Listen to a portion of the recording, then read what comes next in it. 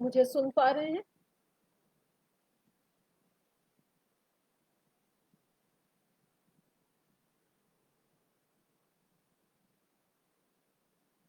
नमस्कार।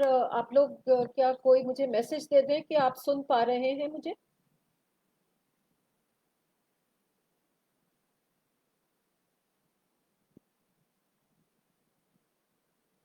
जी नमस्कार।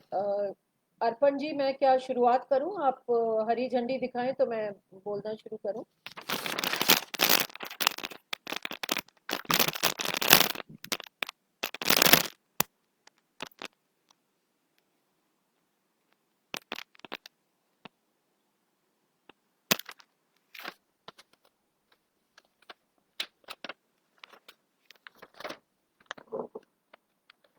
अ, मित्रों नमस्कार। आज मेरे पिता को, मतलब बाबूजी को गए हुए 7 साल हो गए हैं। और पिछले साल 28 अक्टूबर को मैंने एक छोटा सा वीडियो डाला था फेसबुक पर ही कि मैं उनको किस तरह से याद करती हूँ। और मुझे लग ही नहीं रहा है कि उस वीडियो को डालने के दिन और आज के दिन में 1 साल निकल गया है। ये साल तो कितनी जल्दी गया है, कुछ समझ ही नहीं आया। और कहते हैं कि जब कुछ काम ना करो, खाली रहते हो, तो समय बहुत मुश्किल से गुजरता है। पर ये साल में तो ज़्यादा कुछ काम भी नहीं हुआ, तब भी साल बहुत ही जल्दी निकल गया। खैर, अ, इतना ज़रूर कहूँगी कि ये मेरे लिए बहुत आसान नहीं है आज का ये बाबूजी को याद करना, क्योंकि बहुत सारी ऐसी बातें हैं जो मेरी बहुत निजी हैं। तो मैं हमेशा असमंजस में रहती हूँ कि उनको साझा करूँ नहीं करूँ, कितना बोलूँ कितना नहीं बोलूँ। खैर, जितना मैं कर पाऊँगी सहूलियत से, बिना अपने आप को बहुत डिस्टर्ब किए हुए, मैं करूँगी। अ, इसीलिए मैंने अर्पण जी को कहा था कि मुझे कुछ कुछ प्रश्न भेजें, जिससे कि एक मेरा रेफरेंस पॉइंट हो कि मैं किन बातों पे, किन मुद्दों पे बात करूं या किन चीज़ों को शेयर करूं। तो उन्होंने मुझे सबसे पहले जो प्रश्न भेजा है वह है कि मैं अपने पिता को से मैं मेरे किन स्तरों पे संबंध रहे हैं, और मैं कुछ ऐसी घटनाएं बताऊं जो मुझे रह रह के याद आती हैं अपने पिता के बारे में। मैं क्या कैसे इम्प्रेशन है, आप उनके साथ कितना सहज थी।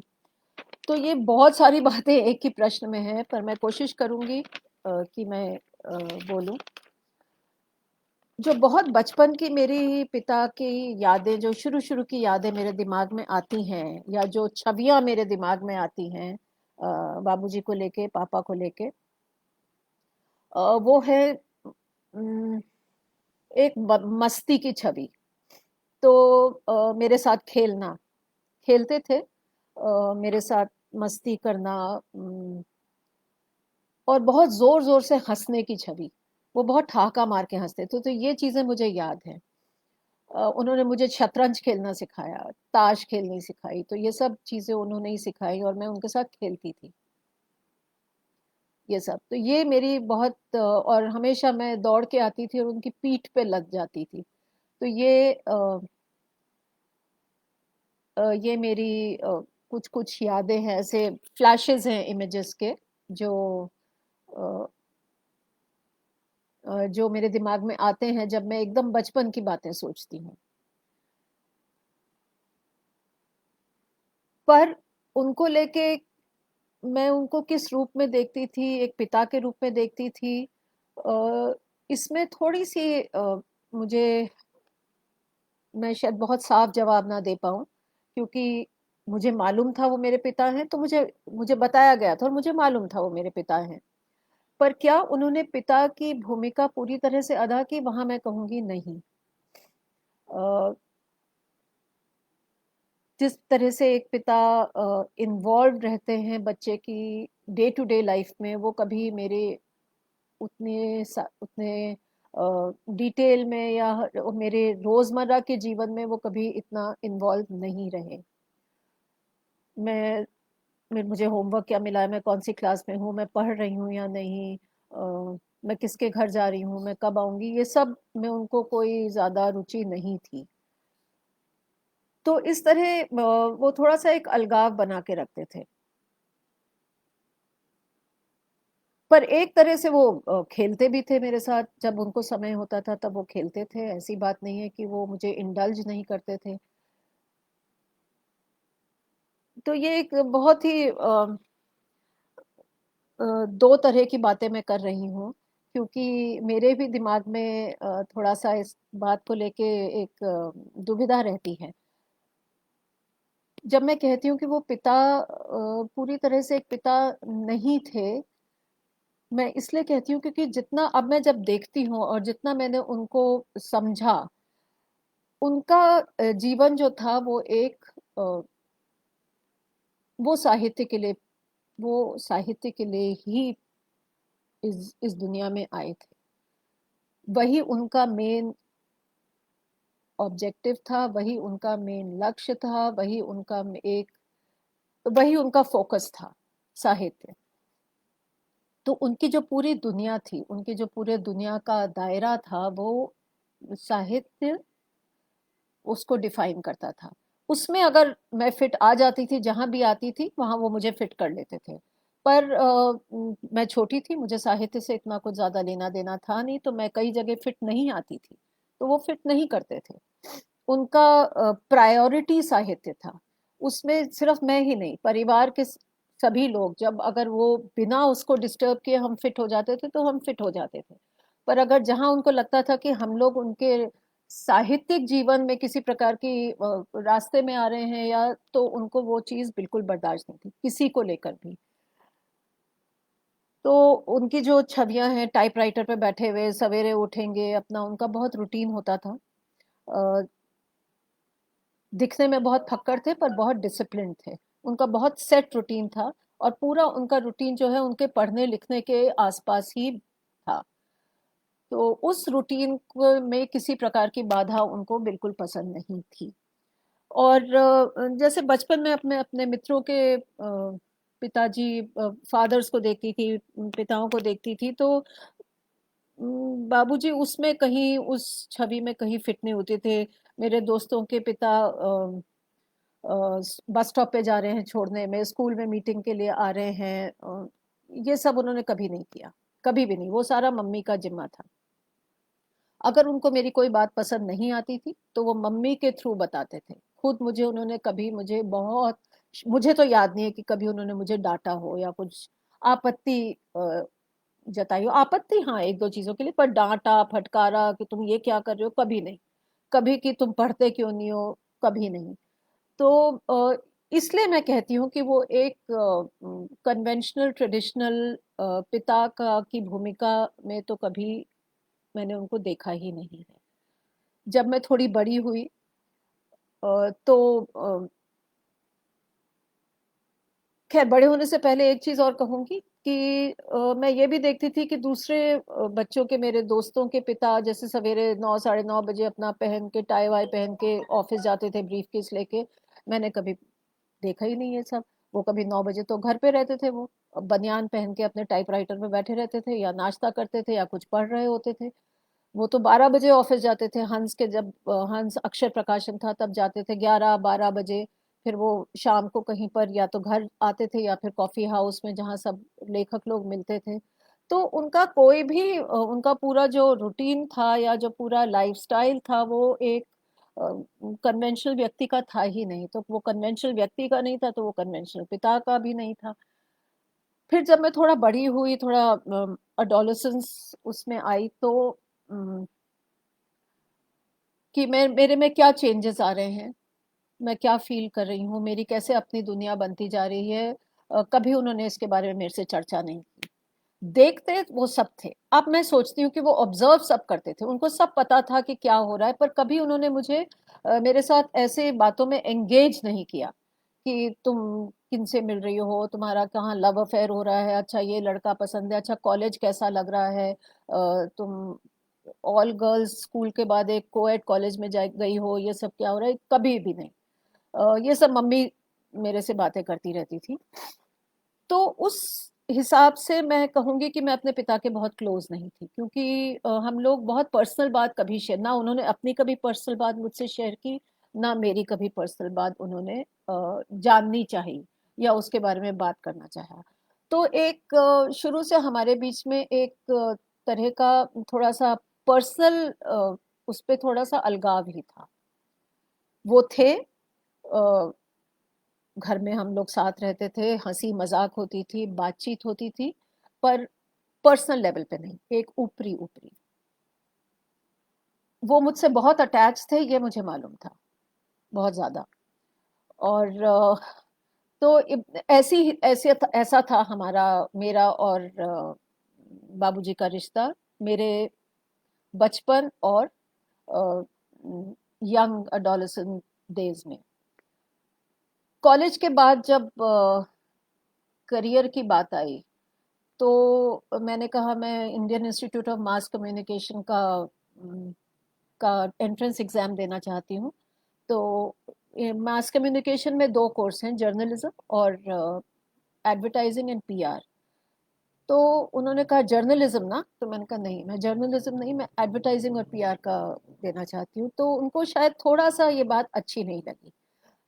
उनके दिमाग में एडवर्टाइजिंग एक कमर्शलाइज्ड प्रोफेशन था, और जर्नलिज्म उनके दिल के करीब का प्रोफेशन था। तो उनका बहुत मन था कि मैं जर्नलिज्म की ओर बढ़ूं, लिखने पढ़ने की ओर बढ़ूं, पर वो मैंने कभी नहीं किया। शायद मैंने अपने घर में इतनी किताबें और इतना सब ये सब देखा कि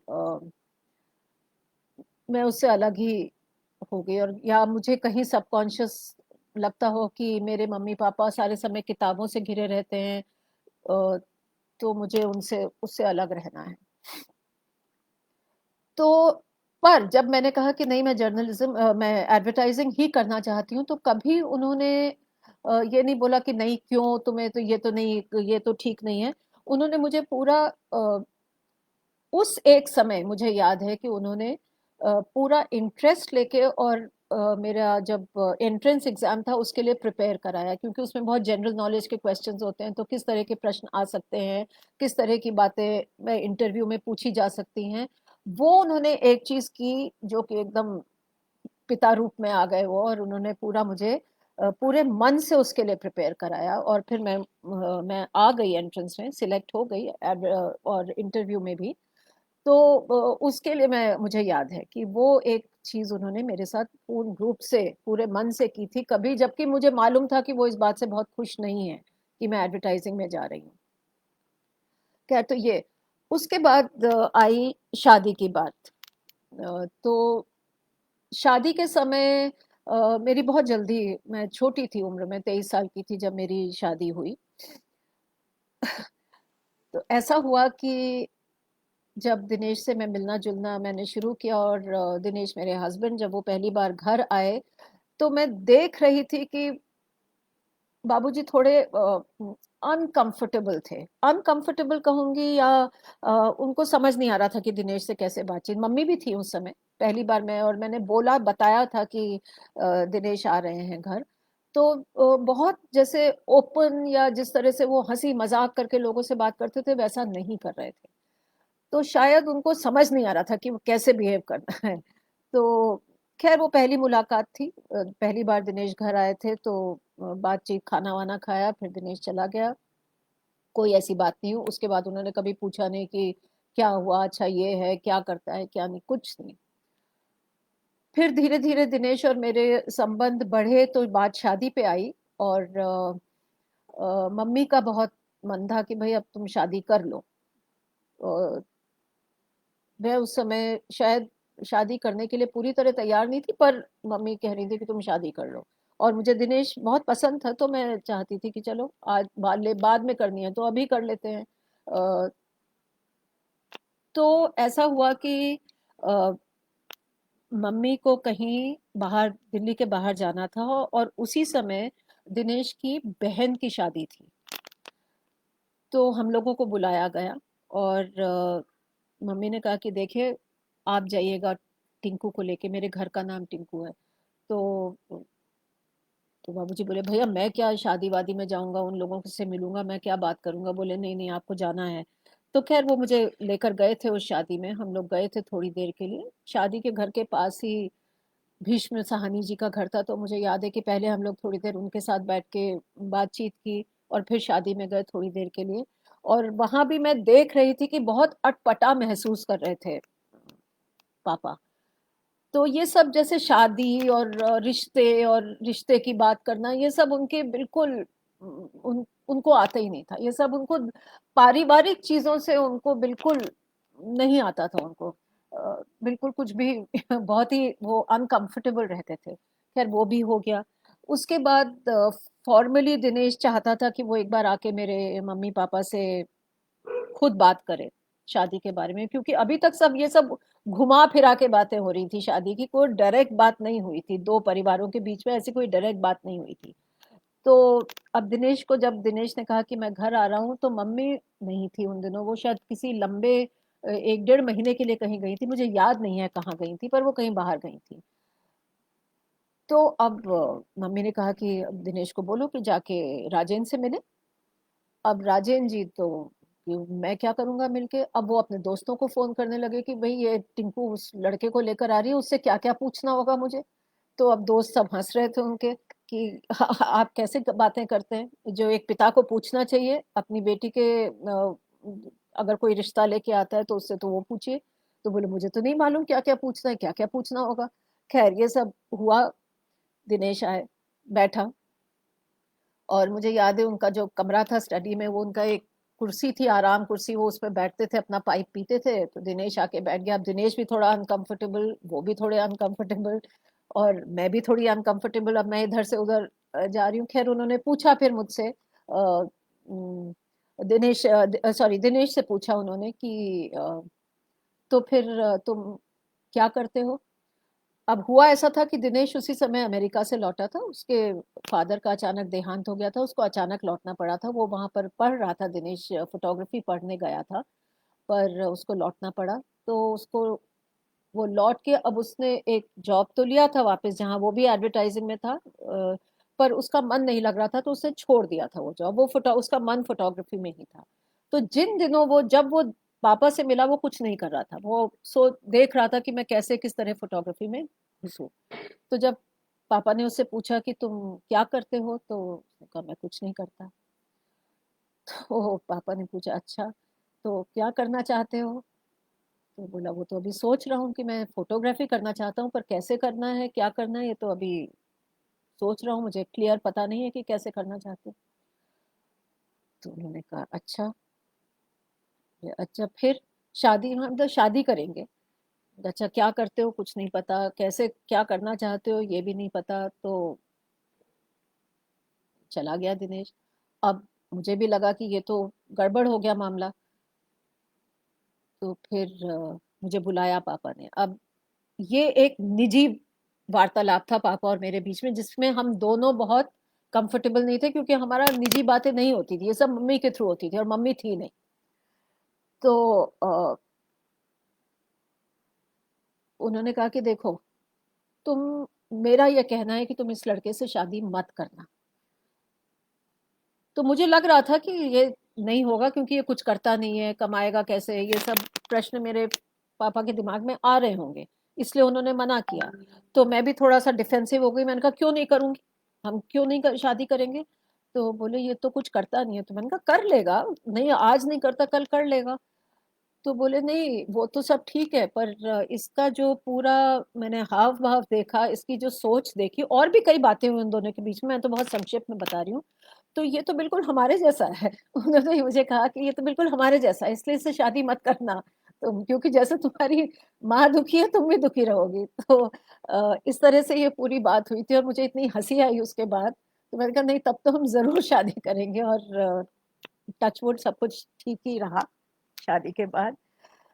तो ये तो था उनका पिता का रोल, जो कि एक मैंने आपको बता ही दिया कि मुझे नहीं लगता वो कभी ट्रेडिशनल पिता का रोल उन्होंने निभाया, और वो निभा सकते थे।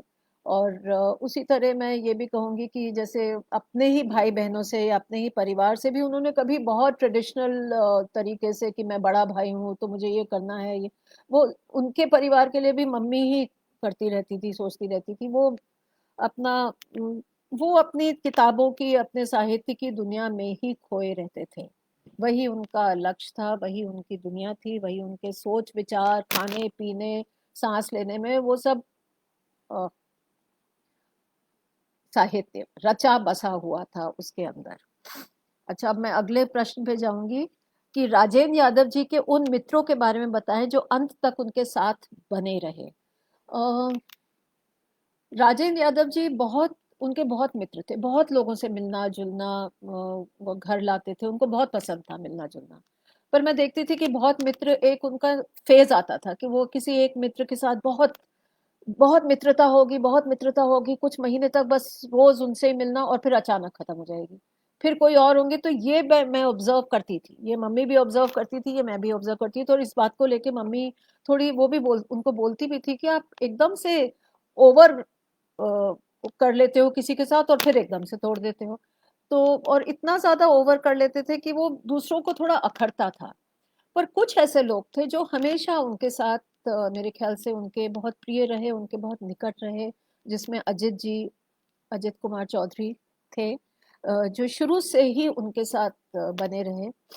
शुरू के मित्र तो कमलेश्वर जी, राकेश जी थे, उनके साथ तो सभी को पता है कि दोस्ती बहुत गहरी थी। राकेश जी के तो साथ फिर कुछ अनबन हुआ था, फिर उनकी तो मृत्यु बहुत जल्दी हो गई। कमलेश्वर सिंह जी के साथ बहुत सालों तक नहीं रहा था। फिर आखिरी के दिनों में वापस वे लोग साथ जुड़ गए थे जब कमलेश्वर जी वापस दिल्ली आ गए थे।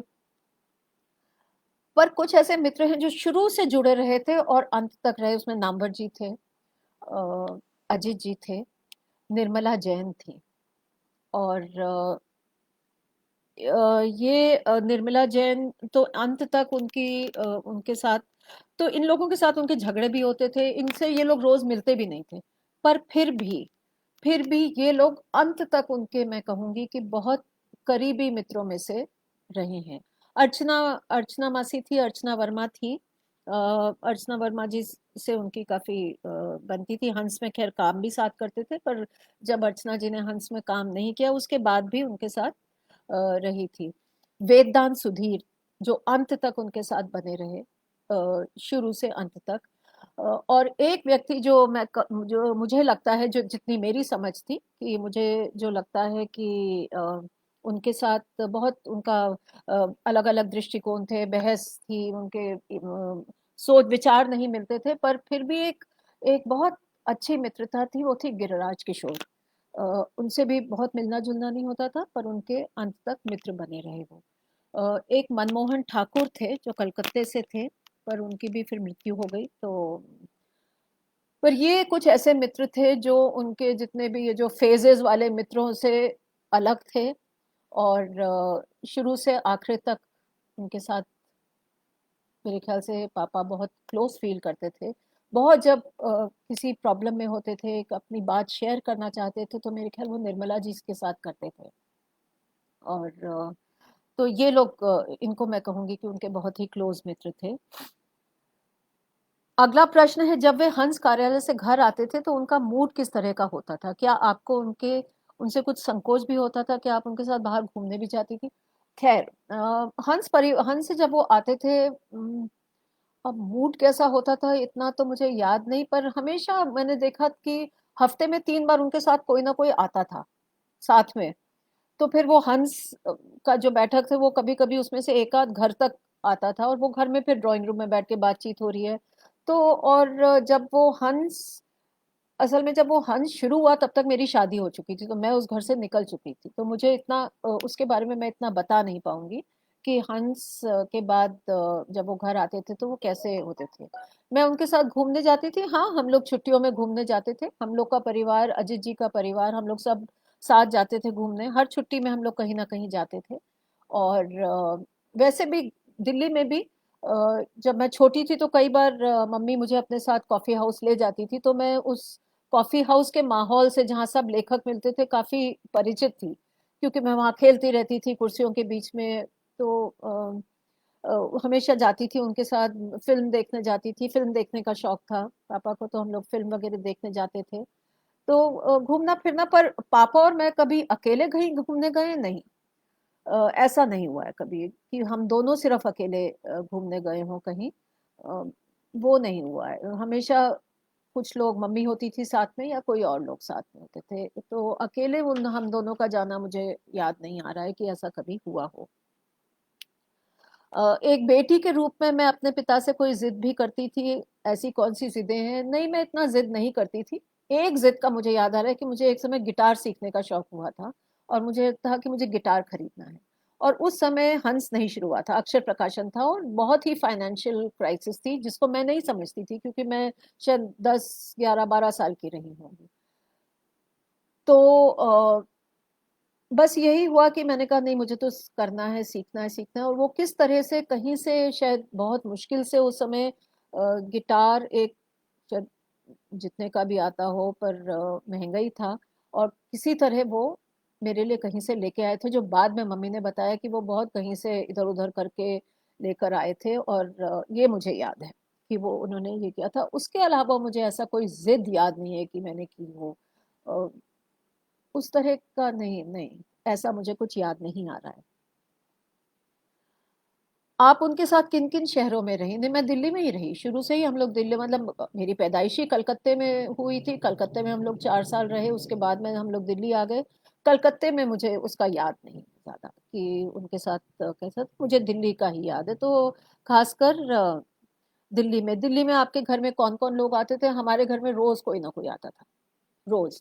तो शुरू के दिनों के बचपन का जो मुझे याद है, हम लोग के यहाँ या तो हम लोग कहीं जाते थे, या हमारे घर में कमलेश्वर जी, राकेश जी और उनके परिवार। तो ये तो ऑलमोस्ट रोज का ही था। फिर अजित जी, निर्मला जी, नामवर जी, प्रभा दीक्षित, अर्चना जी, एक ये ग्रुप था जो काफी हफ्ते में 2, 3 बार मिलता था, हर शाम को। फिर एक मम्मी का कॉलेज का ग्रुप था, कृष्णा शर्मा, शैल जी, उसमें प्रभा जी, अर्चना जी, ये लोग भी आते थे। और फिर ये एक ही ग्रुप हो गया था, अजित जी, निर्मला जी, इन सब के साथ ही एक यही एक ग्रुप सा हो गया था। तो इन लोगों का आना जाना बहुत रहता था। ऑलमोस्ट मेरी शादी होने तक का मुझे याद है कि इन लोगों का मिलना जुलना काफी नियमित रहता था। और इसके अलावा लेखकों में मुझे, और शानी जी जब थे तो आया करते थे। शानी जी के साथ काफी था पापा का, तो वो आते थे। और हरि प्रकाश त्यागी थे जो कनाडा से आया करते थे, वो काफी आते थे। जब भी आते थे वो हमारे यहाँ ही रहते थे, तो उनका था। और पर दिल्ली वाले तो यही थे, निर्मला जी, अजित जी, नामवर जी, और ये सब। एक बेटी के कैरियर को लेकर पिता राजेंद्र यादव क्या सोचते थे? मुझे नहीं लगता कि उन्होंने मेरे ऊपर कभी कोई दबाव डाला कि तुम ये कैरियर लो या वो लो, या बस उनका ये था कि कुछ काम करो। अगर मैं कुछ नहीं करती और शादी करके एक हाउसवाइफ बन के रह जाती, तो शायद दोनों मेरे माता पिता बहुत दुखी होते, बहुत ज्यादा। तो उनको बस ये था कि कुछ करो, कुछ ऐसा करो जो तुमको लगे कि तुमने कुछ एक ऐसी चीज की है जो रेलेवेंट है, जो एक मीनिंगफुल है। सोशल सर्विस की तरफ उनका थोड़ा झुकाव था। तो अगर मैं इस तरह का काम करती, इसीलिए उनको एडवर्टाइजिंग में मेरा काम करना बहुत पसंद नहीं था, क्योंकि वो उनके लिए वो एक कमर्शलाइजेशन का पूरा एक वो था, इमेज थी। और जिसको हम लोग कहते हैं मार्केटिंग गिमिक्स वगैरह, और उनके जो उस समय के थोड़ी सी लेफ्टिस्ट लीनिंग थी, उसके थोड़ा सा विरोध में था। तो इसलिए शायद वो बहुत खुश नहीं थे, पर उन्होंने कभी नहीं कहा कि तुम मत करो। तो जब मैं वो किया, या जब मैंने इंटीरियर्स का काम शुरू किया, या मैंने जब डांस शुरू किया, उन्होंने हमेशा मुझे प्रोत्साहन दिया। उन्होंने कभी नहीं कहा कि अरे ये क्या काम है, ये क्या करना है, ये कोई काम है। नहीं, कभी नहीं, कभी भी नहीं, किसी भी प्रकार का दबाव नहीं डाला। बल्कि उन्होंने मुझे हंस ज्वाइन करने में भी उसके ऊपर दबाव नहीं डाला, कभी नहीं डाला। तो इतना मैं कहूंगी कि करियर को, कि क्या करियर होना चाहिए, उसमें उनका कभी कोई वो नहीं था कि ये करो, पर ये था कि कुछ करो, कुछ करो। अ, राजेंद्र जी के लिखने का तरीका कैसा होता था, उनका टाइम टेबल किस तरह का था, ये अगला प्रश्न है। तो जैसा मैंने कहा कि उनका बहुत सेट रूटीन था।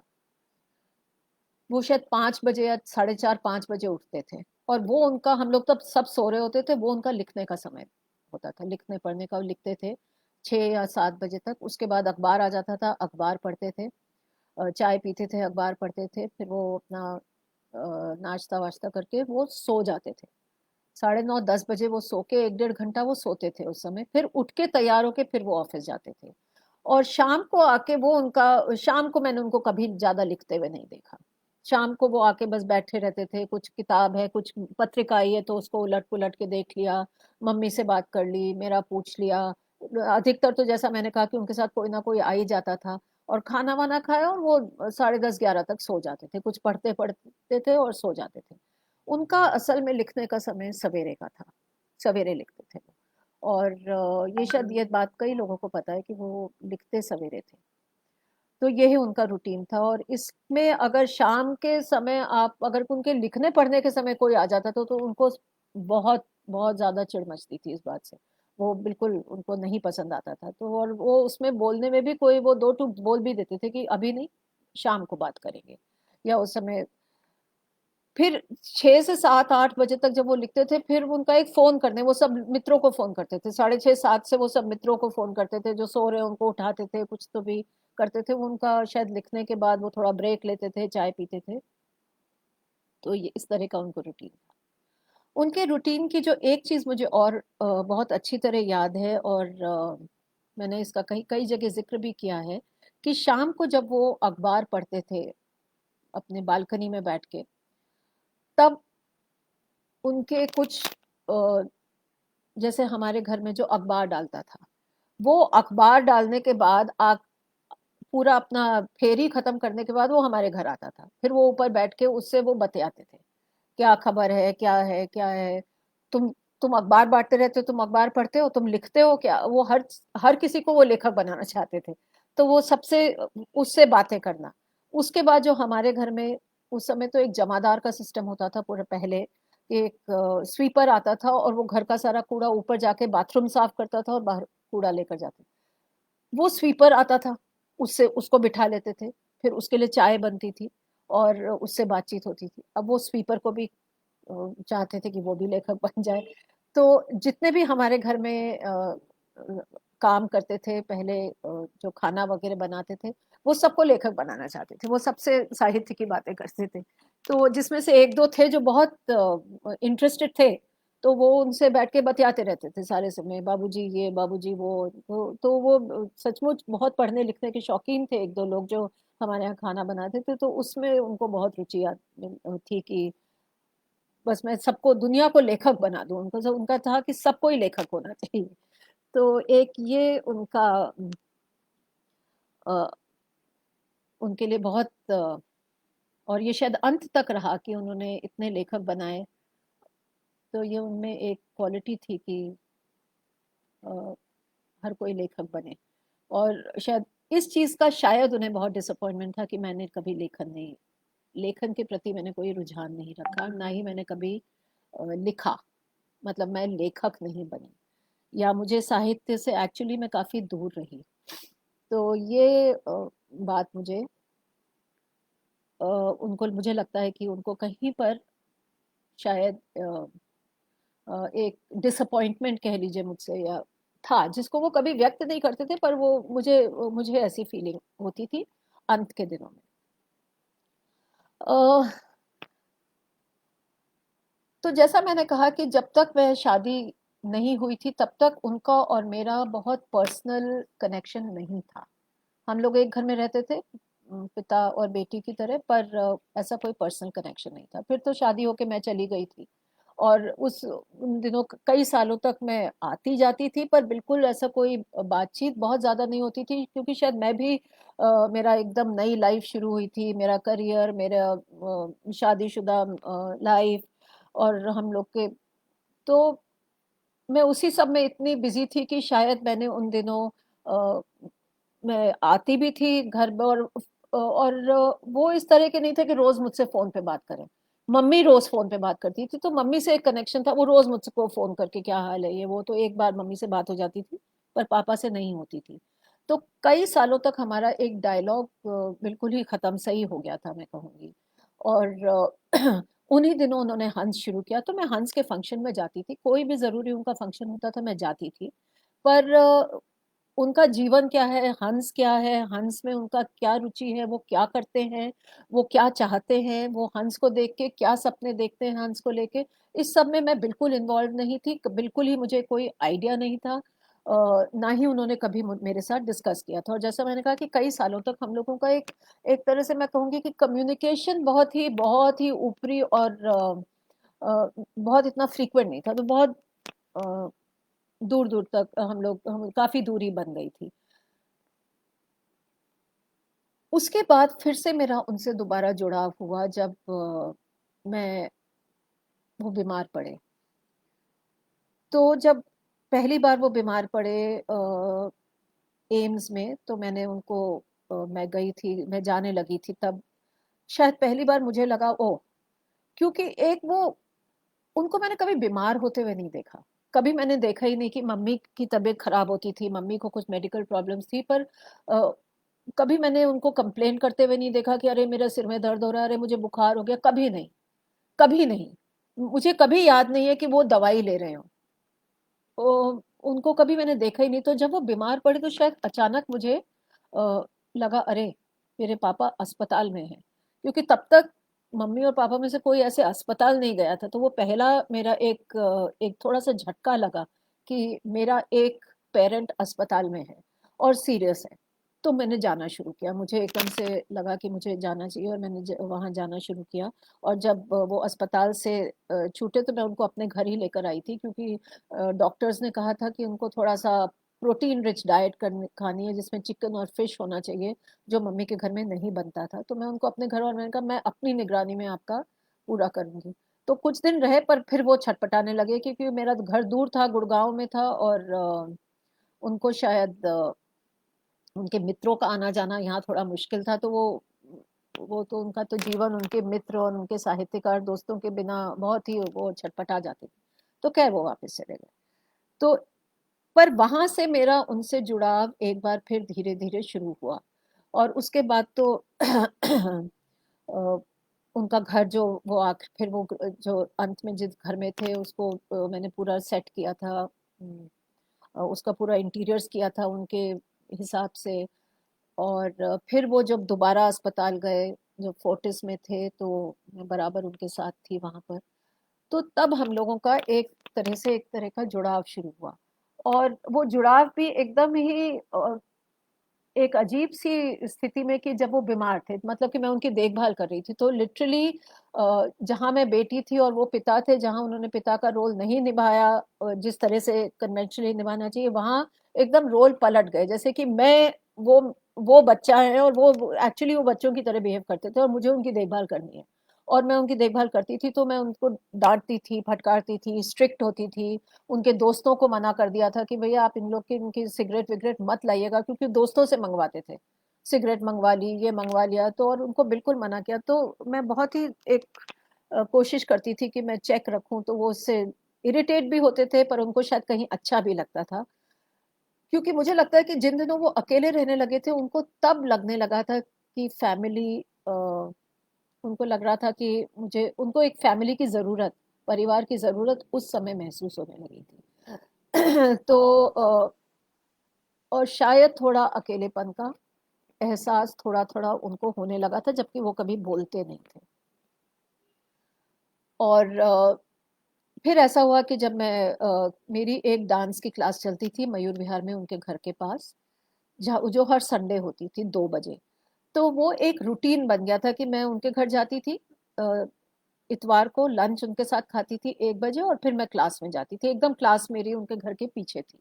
तो ये एक हर संडे का 2 2 ढाई साल से एक रूटीन बन गया था, जो अ, और यही एक वो 2 ढाई साल का समय था जब वो और मैं अकेले हर संडे 1 1.5 घंटा कुछ बातचीत करते थे। तो शुरू में दोनों के लिए शायद मुश्किल था, क्योंकि हम लोग ने कभी अकेले बैठ बैठ के बातचीत की नहीं थी। पर धीरे धीरे पर उन्होंने अपने हंस के बारे में थोड़ा थोड़ा मुझे बताना शुरू किया कि कैसे उनके लिए हंस कितना महत्वपूर्ण है, कैसे उन्होंने अपना जीवन, उनको लगता है कि सब कुछ हंस में ही दिया, और उनको बहुत चिंता है कि उनके बाद हंस का क्या होगा। और इस तरह से कुछ कुछ बात करने लगे थे, और मैं बोलती थी कि मुझे तो हंस, मुझे मत इन्वॉल्व करिएगा, क्योंकि ये मेरी लाइन नहीं है, मेरी लाइन ये है। और थोड़ी बहुत मम्मी की बातें हैं कि मम्मी कैसी हैं, मम्मी की बहुत चिंता रखते थे वो। अ, उनको थी चिंता जब मम्मी की तबीयत खराब होती थी, तो हमारा फिर से ये डायलॉग शुरू हुआ, और यहाँ पर हमारा वापस आके एक तरह से मुझे लगा कि मैं अपने पापा से एक्चुअली पहली बार जुड़ी हूँ। और जब वो जुड़ाव शुरू हुआ और धीरे धीरे तब वो चले गए, तो एक ये रिग्रेट रह गई कि उनको मैं पूरी तरह फुली एज अ डॉटर नहीं जान पाई कभी भी। और जब जानना शुरू किया तब वो चले गए। तो एक तरह से ये थोड़ी सी, और उसके बाद मैं हंस में आई। और एक्चुअली जब से मैं पिछले 7 साल से जब से मैं हंस में हूँ, मैंने उनको शायद सबसे अधिक उनको जाना है, क्योंकि उनके काम, उनका काम, वो क्या क्या करके गए हैं, क्या नहीं करके गए हैं, लोग उनके बारे में क्या बोल रहे हैं, क्या बोलते हैं, क्या सोचते हैं, ये सब मैंने हंस में आने के बाद जाना, महसूस किया, समझा। तो और मुझे लगा कि काश मैं ये सब जान सकती जब वो थे, काश हम लोग उस समय अ, इस तरह का एक रिश्ता बना सकते जहां मैं उनको इस तरह से पूरी तरह जान सकती। पर खैर, उनको मैंने जाना, और हंस के माध्यम से ही जाना, लोगों के माध्यम से जाना। और मुझे बहुत गर्व है कि उन्होंने जिस तरह का वो काम करके गए हैं अकेले, वो अभी हम लोग इतने सारे लोग लगे हुए हैं और कोशिश करते हैं कि फिर भी हमको लगता है कि जो वो करके गए हम लोग वो नहीं कर पाते हैं, जो वो अकेले करके गए। पर ठीक है, ये जीवन है। और इसमें अब एक प्रश्न है कि उनके लेखन के बारे में मैं क्या सोचती हूँ। तो मैं आपको साफ साफ बताऊं कि काफी बड़े होने तक मैंने उनका कोई साहित्य इतना नहीं पढ़ा था। मम्मी का पढ़ा था, उनका 1 2 बार कोशिश की थी, समझ नहीं आता था। मम्मी का काफी पढ़ा था, मम्मी का चीजें बहुत पढ़ी थी। और जब आप साथ रहते हैं, जब आप उनको एक पिता के रूप में मतलब देखते हैं, मेरा कहने का मतलब है कि जब वो घर में रहते हैं तो आपको कभी भी उस व्यक्ति की एक्चुअली बाहर क्या अहमियत है, या क्या महत्व है, या क्या इम्पोर्टेंस है, आपको समझ नहीं आता है। तो मुझे मालूम था ये वो दोनों लिखते हैं, लेखक हैं, पर कि कितने साहित्यिक सर्कल्स में, ये कितने हिंदी साहित्य में इनका क्या योगदान है, और या कितने जाने माने, मुझे इसका ज्यादा अंदाज नहीं था। और क्योंकि वो मेरे लिए तो वो घर में ही रहते थे और फक्कड़पना करते रहते थे, तो कभी मैं नहीं समझ पाई थी जब तक मैं घर में रही कि वो कितना अ, कि वो किस तरह के साहित्यकार हैं, या उन्होंने क्या क्या लिखा। और ना ही मैंने कभी इतनी रुचि ली, जैसा मैंने आपको कहा कि मुझे साहित्य में बिल्कुल रुचि नहीं थी, बल्कि शायद रिजेंटमेंट से शुरू, जैसे बचपन से ही शुरू हो जाते हैं, जब मैं अपने घर में सब तरफ बुक शेल्फ ही देखती थी और किताबें ही किताबें। तो मुझे लगता था दूसरों के घरों में तो शो केसेस होते हैं, सुंदर सुंदर मूर्तियां और डॉल्स और ये और वो होते हैं, हमारे घर में सिर्फ किताबें ही हैं जिसमें किताबें ही किताबें। तो एक तरह से शायद हो सकता है उस समय एक रिजेंटमेंट हो गया हो कि मैं दूर ही रहती थी इस सब से। तो नहीं जान पाई कि उन्होंने, कि वो एक्चुअली एक लेखक है जिनके लिए लेखन कितना जरूरी है। ये मैं नहीं जान पाई, समझ पाई। ये मैंने बहुत बाद में समझा। और कब समझा, ये मैंने उनके जब एक उनके बारे में लेख लिखा है तो उसमें लिखा है एक दिन, और ये जब मैं बड़ी हो गई थी, एक दिन मैं कहीं से आई और शायद मैं घर में अकेली थी, और उनके टेबल पे, उनकी राइटिंग टेबल पे एक उनकी डायरी या एक कुछ खुला हुआ छोड़ छोड़ गए थे गलती से। उसमें सिर्फ एक लाइन लिखी थी, ये कि ना लिख पाने का जो उनका दर्द था, क्योंकि एक बहुत लंबा समय था कि वो क्रिएटिव राइटिंग कुछ नहीं कर पा रहे थे।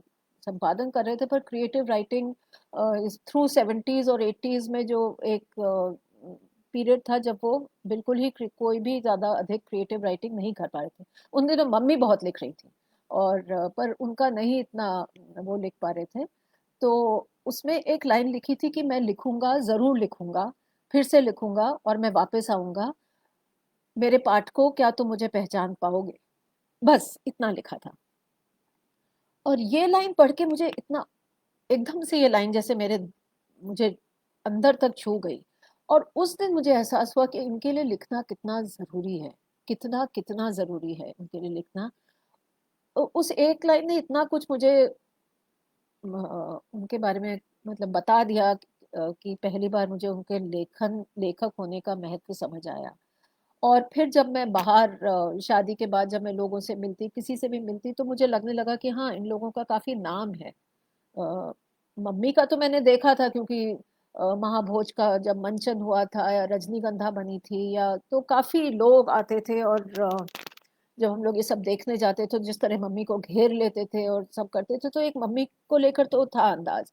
पर पापा के साथ मैंने ये सब नहीं देखा था, क्योंकि उस समय वो इतना क्रिएटिव राइटिंग नहीं कर रहे थे। और जब वो कर रहे थे, और जब तब मैं बहुत बहुत ज्यादा छोटी थी और शायद पैदा ही नहीं हुई थी। और बाद में जब वो हंस के माध्यम से जब वो वापस एक लिटरेरी वर्ल्ड में, जिसको मैं कहूँगी एज अ एडिटर जाने लगे, जान एडिटर पहचाने जाने लगे, और तब तक मैं शादी होके अलग हो गई थी, तो मैं उस दुनिया से ही हट गई थी। तो मैंने इतना जो ये फैन फॉलोइंग और ये सब मैंने जो मम्मी के साथ देखी है, पापा के साथ नहीं देखी थी। तो मुझे नहीं अंदाज था कि उनके लिए भी कितना ये सब मतलब वो उन्होंने भी कहीं मम्मी से कहीं ज्यादा लिखा है, कहीं बहुत ज्यादा, इन टर्म्स ऑफ क्वांटिटी बहुत ज्यादा लिखा है। तो मम्मी ने कम लिखा है, पर हाँ, उनकी हर चीज एक बहुत ज्यादा क्लिक की, वो अलग बात है। तो लेखन में, पर हाँ, मैंने सारा आकाश पढ़ी है, मैंने शह और मात पढ़ी है, मुझे कुछ कहानियां पढ़ी हैं। किनारे से किनारे तक मुझे बहुत अच्छी लगती है उनकी कहानी, और कई कहानियां हैं जो मुझे अ, उनकी कुछ कुछ कहानियां पसंद हैं, पर बहुत बाद में आके पढ़ी। और उनके जाने के बाद उनकी डायरीज पढ़ी, उनकी डायरीज पढ़ी, और उससे मुझे इतनी सारी चीजें उनके बारे में पता लगी। और तब मुझे लगा कि एक्चुअली जो मैं सोचती थी कि अरे ये तो अपनी दुनिया में है, इनको तो परिवार से कुछ लेना देना नहीं है, नहीं समझ आता है, उनके अंदर था सब, वो एक्सप्रेस नहीं कर पाते थे। वो सारे एक्सप्रेशंस उस डायरीज में हैं, कि वो मेरे बारे में, मुझे लेके, मम्मी को लेके, अपने भाई बहनों को लेके उनको चिंता थी, पर वो कभी उसको व्यक्त नहीं कर पाए, या उनको शायद लगा कि अच्छा हो जाएगा बाद में, पहले मैं अपना लेखन कर लूं। पर ऐसा नहीं है कि वो फील नहीं करते थे, या वो नहीं था। तो बस यही आयरनी है कि जब वो लेखन के शिखर पे थे, तब मैं समझ नहीं पाई कि वो लेखक हैं। जब वो पिता और बेटी का जब वो रिश्ता कायम होने लगा, तब तक वो चले गए। तो ये सब उनको पिता मैंने उनके जाने के बाद एज अ फादर मैंने उनको डिस्कवर किया, रीडिस्कवर किया, डिस्कवर किया, जो भी कहें। तो एज अ राइटर मैंने उनको डिस्कवर किया जब वो नहीं लिख रहे थे, एज अ फादर मैंने उनको डिस्कवर किया जब वो नहीं थे। तो ये है थोड़ी रिग्रेट्स, पर दिस इज लाइफ। और हाँ, इतना जरूर कहूंगी कि आज मैं मुझे इस बात का गर्व है कि वो जो थे, अ, अगर मुझे दोबारा चांस दिया जाए तो क्या मैं एक कन्वेंशनल पिता चूज करूंगी अपने लिए? नहीं, बिल्कुल भी नहीं। मैं बिल्कुल कन्वेंशनल मुझे पिता नहीं चूज करूंगी। अ, मुझे लगता है कि आज मैं जो भी हूँ या जो भी कर पा रही हूँ या नहीं कर पा रही हूँ, उसमें उनका बहुत बड़ा योगदान है, बहुत ज्यादा। वो जिस तरह से बहुत फोकस्ड होके करते थे, उनमें एक जैसे ढीठपना था कोई चीज करने का, वो मुझ में थोड़ा थोड़ा आया है, उनके जितना तो नहीं शायद आया है, पर थोड़ा थोड़ा आया है, जिसके कारण मैं आज अ, जैसे सब कहते हैं, अरे तुम डांस भी कर लेती हो, तुम्हारी इंस्टीट्यूट भी है, तुम सिखाती भी हो, तुम परफॉर्म भी कर लेती हो, फिर तुम हंस भी संभाल लेती हो। मैं कर पाती हूँ क्योंकि एक ठान लिए कि करना है, तो वो ठान लिए करना है तो फिर करना है। तो हंस का ऑफिस मेरे घर से 35 किलोमीटर दूर है, तो मैं सवेरे अपना सारा डांस का करती हूँ, दोपहर को हंस जाती हूँ। पर अब करना है तो करना है, तो वो एक ढीठपना अगर मैं शायद उनकी बेटी ना होती तो नहीं आता। तो इसलिए जैसे वो थे, जिस तरह के थे, मैं उसी में बहुत खुश हूँ। मुझे कभी इस बात का कोई गिला नहीं है कि वो मेरे मुझे और ये मैंने कभी जीवन भर, अब मैं हाइंडसाइट में देखती हूँ तो मैं बोलती हूँ वो कन्वेंशनल पिता नहीं थे, पर जब उन दिनों ऐसा कोई मुझे कोई मेजर कंप्लेंट नहीं थी कि अरे आप ऐसा क्यों नहीं करते, आप ऐसा क्यों नहीं करते, कभी मैंने उनसे कोई शिकायत नहीं की। और अब तो मैं मुझे लगता है कि बस मुझे अगर फिर से दोबारा अगर पिता मिले तो उन्हीं के जैसे। और बस अगर आप लोगों के कोई प्रश्न है तो आप बताएं। अर्पण जी।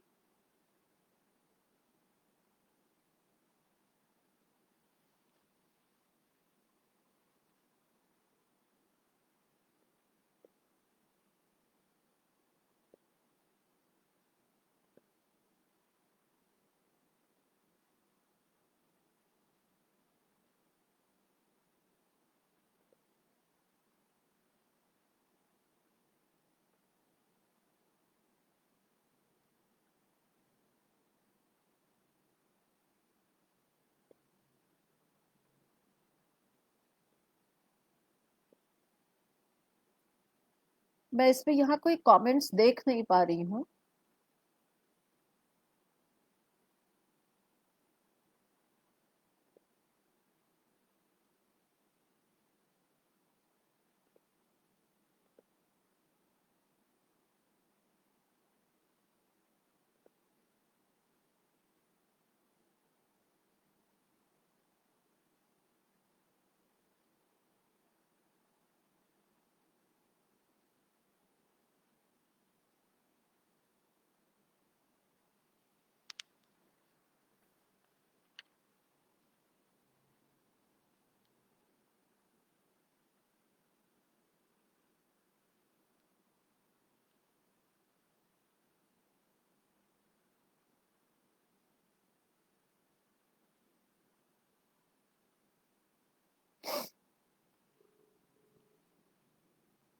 जी रच मैं कोई कमेंट्स देख नहीं पा रही जी हूँ यहाँ।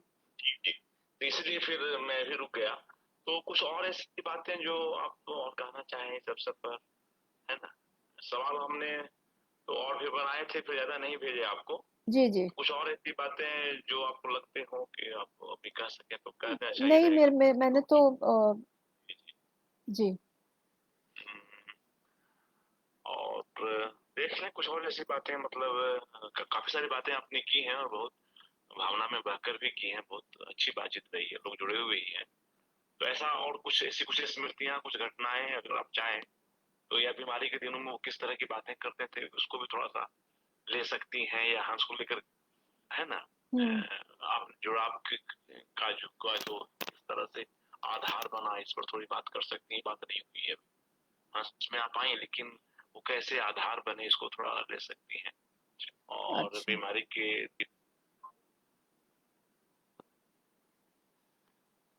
और अर्पण जी का अनुरोध है कि मैं थोड़ा कुछ और बोलूं, तो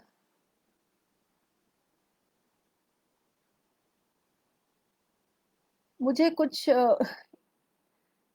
एक दो चीजें जैसे याद आ रही हैं उनके उनके बारे में कि अ,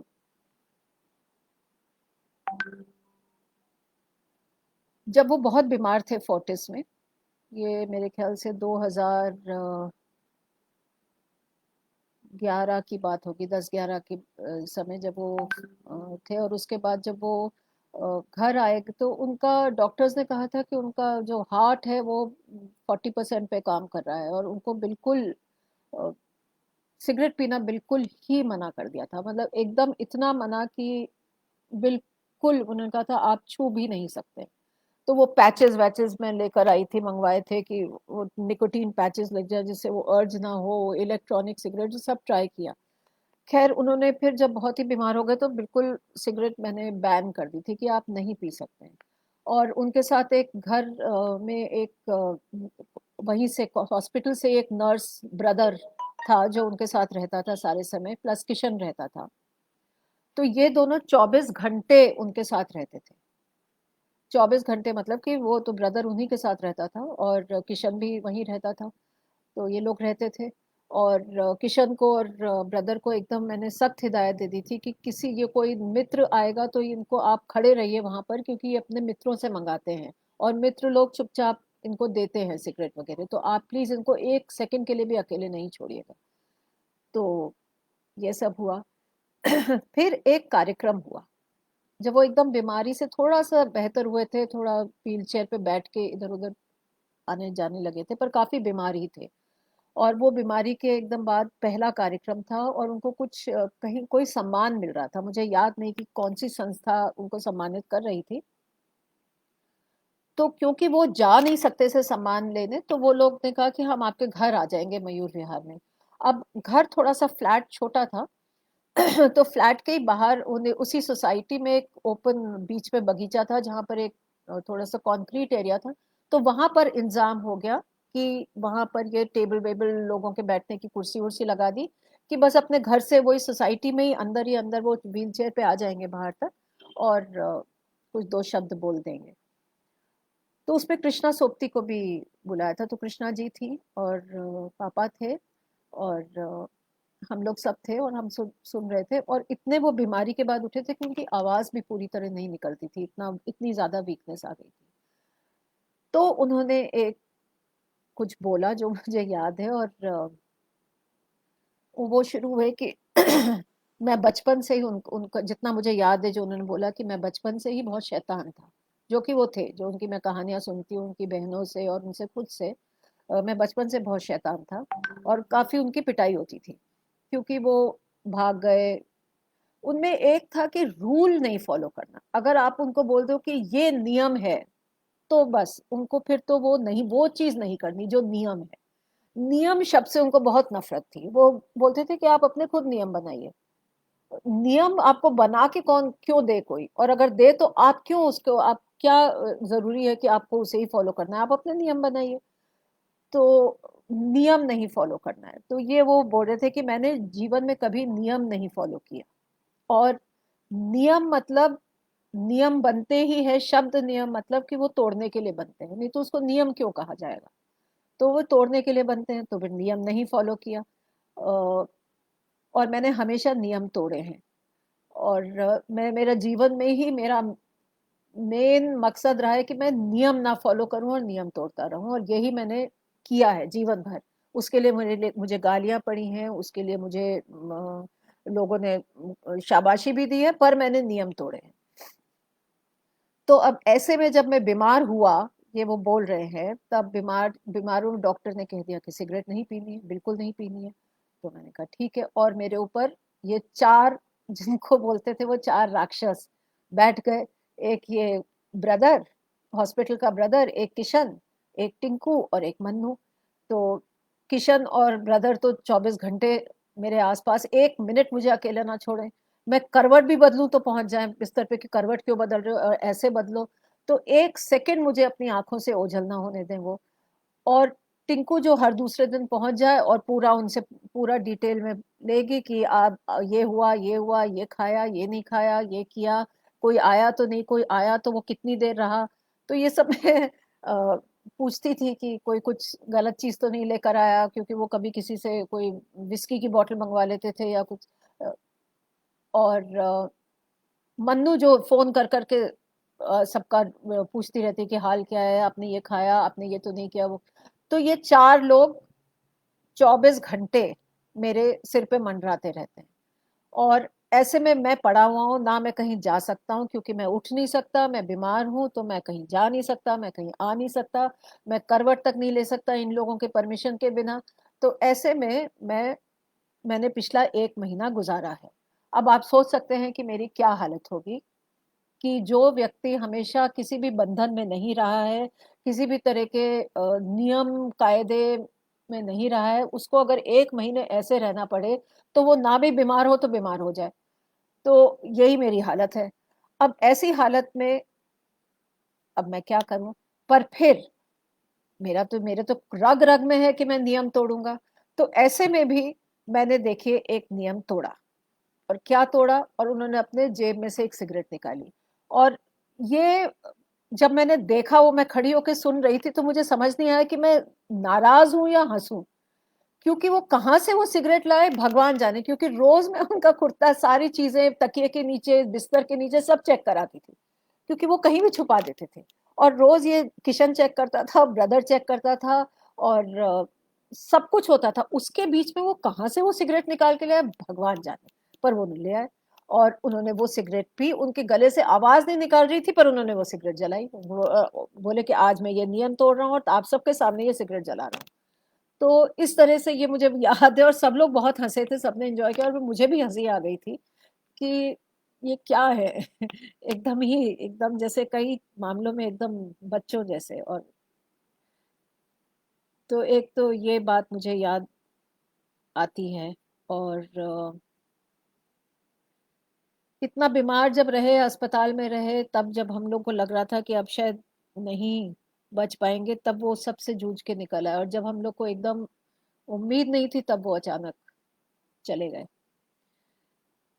तो और मेरे ख्याल से अर्पण जी, मैं काफी बोल रही हूँ अब। इसको मैं यहीं समाप्त करना चाहूंगी। आप लोगों को अगर कुछ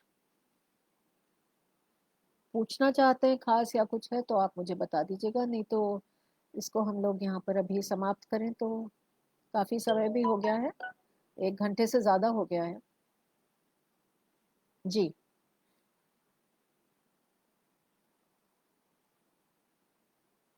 अच्छा, एक प्रश्न है। आज जब आप आजकल हंस के काफी कार्य स्वयं देख रही हैं, तो क्या आपको उनकी कमी महसूस होती है? हाँ, होती है।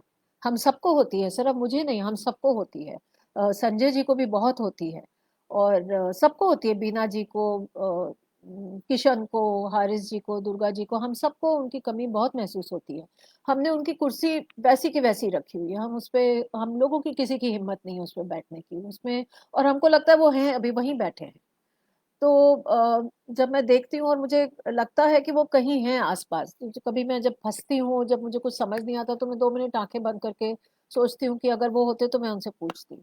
हाँ, तो ये इस बात का और एक रिग्रेट है कि अगर मैं हंस में से जुड़ जाती जब वो रहते, और हम लोग, मैं उनके साथ काम करती, तो कैसा रहता। रिग्रेट नहीं है, पर मैं सोचती हूँ कि कैसा रहता। जो हम लोग के बहुत झगड़े होते हैं, ये तो मुझे मालूम है, कि अगर मैं हंस से जुड़ जाती और उनके रहते रहते अगर हंस का प्रबंध निर्देशन संभालती, तो उनके मेरे बहुत झगड़े होते।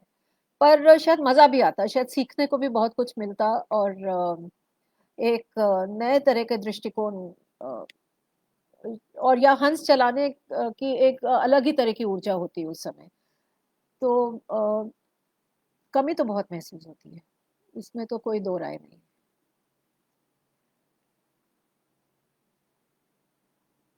जी। मेरे ख्याल से अब ये सवाल भी काफी अब हो गए हैं। और अर्पण जी, इसको हम लोग अब यहीं समाप्त करें तो बेहतर होगा।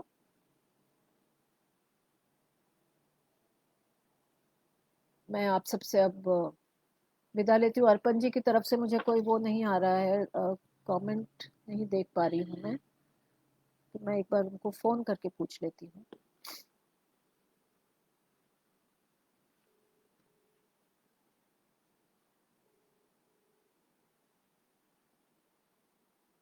जी रचना जी। इसको हम लोग अब समाप्त करें।